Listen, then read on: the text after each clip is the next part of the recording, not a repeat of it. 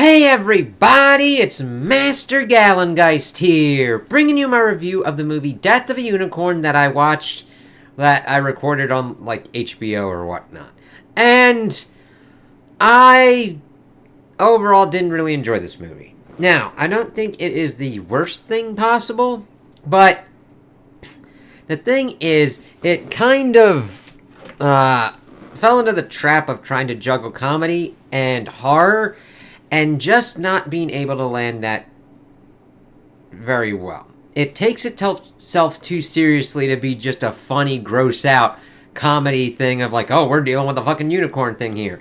And then, gets too, like, it takes itself too seriously for that, and then it doesn't really go all in on the horror and seriousness that it would kind of need to be like, holy fucking shit kind of shit. Like, it just doesn't balance itself out well enough. It tries to do some kind of humor that kind of just doesn't really land. Not that there's any, like, truly bad jokes or anything like that. It just really wasn't as funny as I kind of wanted it to be. And that's kind of weird when we get, like, these rich assholes that are pretty much getting nuked out by these unicorns coming after them.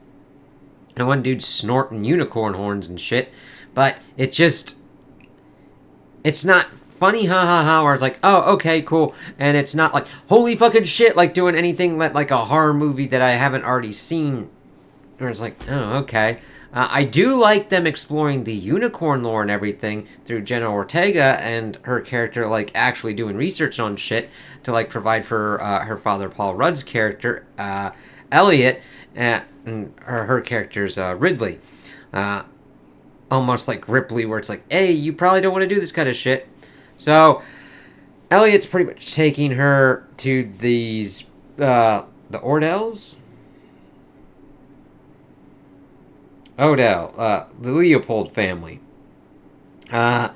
Pretty much to showcase that, like, yes, they've gone through this kind of family shit, and that, pretty much to get, like, control of their kind of corporation after the Odell dude passes away. So they're like driving out into these wilderness and shit. They've got this whole kind of preserve, and they hit a unicorn, and they're like, holy fucking shit. And Ridley pretty much goes up to the unicorn and is like, holy fucking shit, is able to grab the horn. And of course, this is the pure maiden kind of shit. And she's like, what the fucking shit am I looking at? And then Paul Rudd pretty much tries to mercy kill the thing. But that doesn't really work out, and they just load it up in the truck, and the thing's fucking alive. We learned throughout her lore delving that you really can't kill these things, and that they just regenerate, and it's like, oh god, that could lead to some, like, crazy-ass shit, which we kind of see a little bit later, because these motherfuckers see that they've gotten the blood on them. Paul Rudd's character has his vision and allergies pretty much taken away, and Jenna Ortega pretty much had, like, acne and stuff that she was, like, picking at, and that gets all healed and everything. I was like, what the fuck? And of course the Odell dude is pretty much dying. He's like, you know what? I'm gonna fucking try this shit out anyway. And they pretty much solve some stuff, make a pretty much concoction, load him up, and he's pretty much ready to go. It's like, oh, fucking shit. And of course, Ridley's got a whole kind of bad feeling about what's kind of going on. Let's see.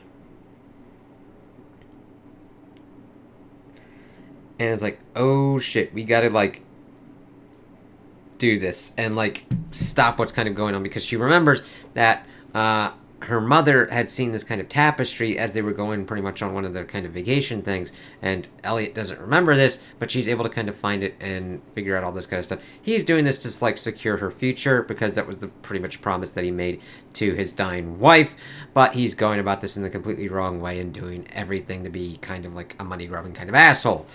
So that's pretty much his arc. He's able to, like, figure out that he doesn't want to do that, and then promptly pretty much almost dies, in a kind of stupid kind of fashion.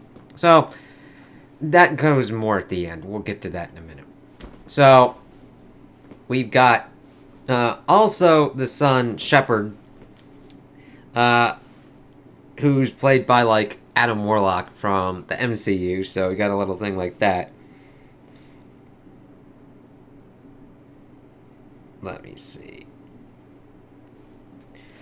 as they're pretty much attempting to take the foal and like transport it to another kind of laboratory, that's when of course the mother and father unicorn show up and start like kind of wrecking havoc. But the thing is, they kind of wreak havoc, but there's not really a lot of people here for like even red shirt and gore kills of like holy fucking shit. We mainly just get certain kind of security guards getting their heads stomped in. We get a dude stabbed by a unicorn horn. We get people pretty much being ripped apart by him. The graphics are fine enough, but it's... I would think that you would want to go even kind of like harder core on the kind of stuff. Either... now, I understand that unicorns are mainly like horses with horns and shit. So you're kind of limited in your kind of ability for doing certain kind of things. But if you're going to do that, maybe lean into certain kind of magical properties like, I don't know, shooting lightning and shit. I mean, they affect electronic devices and shit. As we see them pretty much utilizing people and trying to get like... We get this one servant dude who's pretty much forced to be like a fucking dude to try and open up a door to a certain kind of point. Because of what's been kind of going on. So them kind of like blasting lightning bolts out of their horns or ass, or even their mouths kind of Godzilla fucking style, wouldn't have been out of the realm of possibility. But it's like, okay, like, I don't know why they didn't go that kind of crazy or whatnot. I mean, I know you probably want to hew as close to the lore as possible, but I mean, if you're going kind of horror comedy, try and lean as much into one or the other. Try and complement them as much as possible. Make the gore kind of moments like, holy fucking shit, and then like, haha, motherfucker, kind of shit of what's kind of going on. We don't really get that here, as we see pretty much the unicorns looking kind of black and like ripping people apart.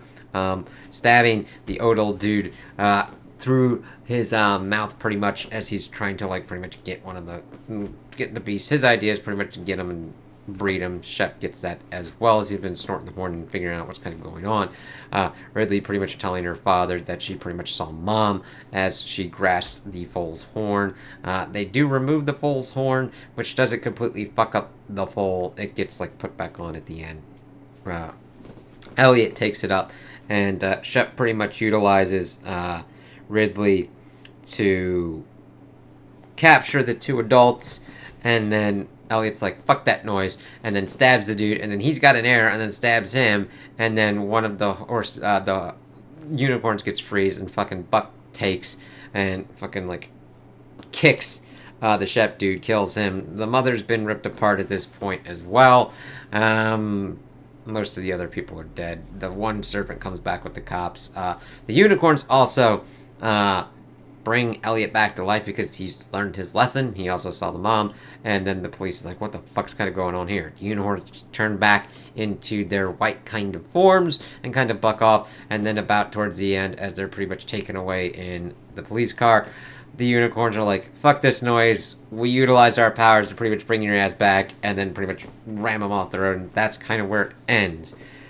I know it's meditating on like the greed and everything, because the Odells were pretty much going to use this for whoever they've got and who they deem worthy. It's like, yeah, we got the cure for cancer. We're only going to use it for ourselves and to make money as much as possible and shit. It's like, all right, cool. I mean, it's not bad. It's just its execution's like, all right, cool.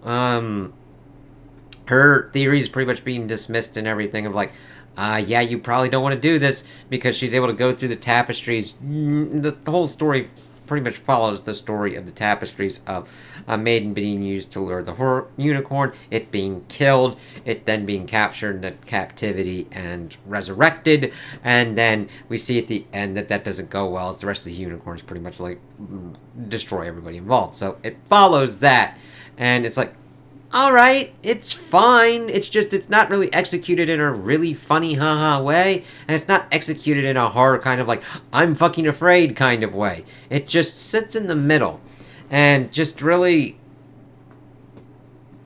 is just a middle of the road kind of one. If this is your first kind of horror comedy, okay, this could like introduce you to that kind of stuff. Shaun of the Dead is, I'd argue would be a better kind of one to do that, even to get you into zombie and comedy and stuff like that, because that balances seriousness and comedy pretty well with what kind of goes on there. I should probably do that as well. that kind of trilogy. Sorry, I'm gonna hot fuzz.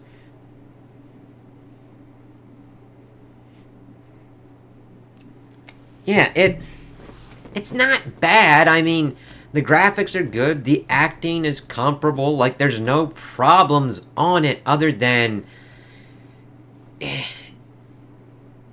just doesn't do enough to justify, like, it's so bad it's good, or it's so good you have to go and see this. I'm glad I didn't go into the theaters to see this, because I'd be like, it's okay. But I mean, it's edging on 2 hours, and it's like, I don't think it needed to be this long. If you're going for a horror kind of comedy route, you could pretty much get away with like 90 minutes. That's usually the kind of sweet spot, because otherwise, if you're going for like real ball-busting horror kind of things going on, you gotta know the ebb and flow and make sure that you don't completely and utterly fuck over your audience with what you're kind of showing them. It just... I mean, this didn't feel completely interminable, but I'm like, I could have really done something else or watched something else and had a good time with that.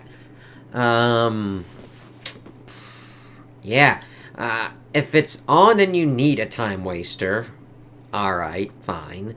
I think there's better horror movies out there, better comedies out there, better horror comedies out there. It doesn't really do anything for a world-building kind of perspective. The lore's good. I learned stuff about unicorns, which is cool, but not enough for it to be like, yeah, this is a good one for you to, like, rack up on unicorn lore. You could probably find the tapestries and stuff like that if you just kind of, like, searched yourself or whatnot, and maybe even find other kind of stories or movies that utilize unicorns in a better kind of way. Yeah, so if you're into action, this really doesn't have it. If you're into horror, it's your middle of the road kind of one, like your basic kind of one. Like if I was doing a kind of grading kind of curve, I'd be like, this is like the bare minimum you gotta do. And it just does it well enough for me to be like, yeah, it's that. Yeah, so those are my opinions on the movie. Tell me what you guys think in the comments below. If you liked it, if you didn't like it, if you agree with me, if you disagree with me. Also, like and subscribe, and I hope you have a good day.